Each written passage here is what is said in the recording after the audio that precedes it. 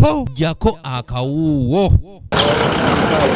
Gye buvuddeko ekirwadde kya kolera kyalumba ebitundu by'e Rwenzori naddala disitulikiti okuli Kasese, Bundibujo ssaako n'endala ekyasattiza ennyabaayo ssaako n'okutuuza abavunaanyizibwa ku by'obulamu obufoofofo. Mu kaweefube w'okusaanyaawo n'okulinnya ku nfeete ekirwadde kya kolera, minisitule evunaanyizibwa ku by'obulamu eggumizza enteekateeka z'okugema abantu ekirwadde kino mu disitulikiti eziwera ddala 11 nga zino ze ziri ku bwerinde obw'okusenserwa kolera nga ku zino kuliko Kasese, Hoima, Busia, Ntoroko, ssaako n'endala.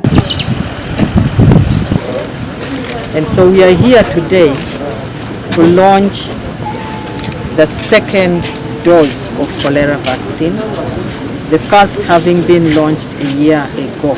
Bw'abadde atongoza enteekateeka eno mu disitulikiti y'e Kasese, minisita avunaanyizibwa ku by'obulamu Honorable Dr. Jane Ruth Acheng agambye kino bakitaddemu amaanyi olw'ensonga nti disitulikiti zino zize zikosebwa amataba agasanyawo kaabuyonjo ssaako n'okunafuya eby'obuyonjo by'abantu, kale nga wabaddewo obwetaavu olw'okutaasa embeera nga bayita mu kugema, wabula n'asaba abantu obutabuzaabuzibwa ku kugema kwa kolera ate ne COVID-19.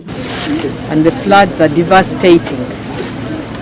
Not only are they displacing people, but also washing away toilets that are makeshift.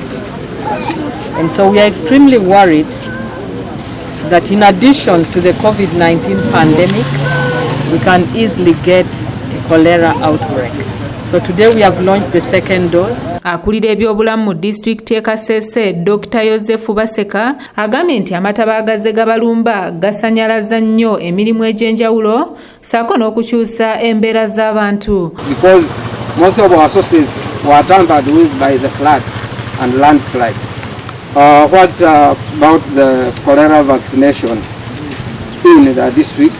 We have 16 sub-counties where we are conducting this vaccination. Omwezi oguwedde omuliro gwasaanyaawo eddwaliro lya Lukochi Health Center 4 nga lino lira lisinga okuyambisibwa bannakasese nga ku nsonga eno akulira enzirukanya y'emirimu mu disitulikiti y'e Kasese, Amis Masereka agambye nti Kasese yeetaaga okuddukirwa mu bwangu n'emmotoka etambuza abalwadde okusobola okutaasa obulamu bw'abantu.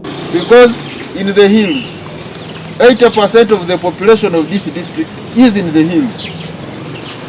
Moving from valley to valley. And unfortunately, most of the facilities are located on the lower lands. It is important that a consideration be done.